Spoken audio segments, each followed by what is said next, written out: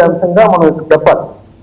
ఇప్పుడు మనం చూసినట్లయితే భారత ఇది మీరు అన్నారు ఇందాక కూటమికి కూడా చెప్పుకోదగ్గ స్థాయిలో ఉందంటే, అయితే కూటమిలో ఇప్పుడు 37 స్థానాల దాదాపు 19 స్థానాలు కూటమికి సంబంధించిన వాళ్ళు పదవి విరమణ చేయబోతా ఉన్నారు.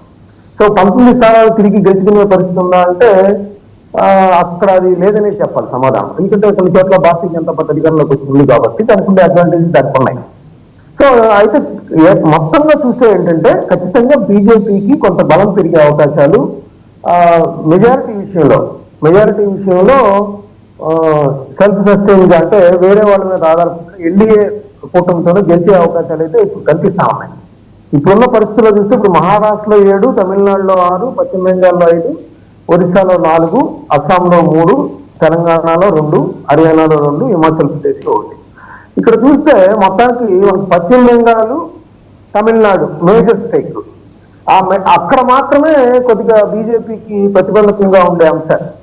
మన తమిళనాడులో కూడా ఇటు తెలంగాణకు సంబంధించి కూడా చూసేదంటే ఈ రెండింటిలో కూడా చూసే అవకాశం కూడా లేదు ఇక్కడ. అట్లా చూస్తే మిగతా రాష్ట్రాలన్నింటిలో కూడా అంటే తమిళనాడులో గెలిచే అవకాశం లేదు.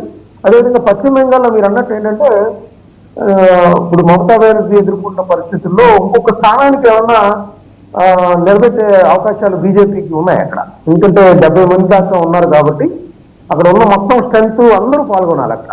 ఈవెన్ రెండవ ప్రెసిడెన్షియల్ ఓటు కూడా వేయాల్సిన పరిస్థితి కూడా వస్తుందేమో. అలాంటి పరిస్థితులు కూడా ఉండే అవకాశాలు ఉన్నాయి. సో అలాగా చూస్తే టోటల్గా ఏంటంటే రాజ్యసభ ఇంక నుంచి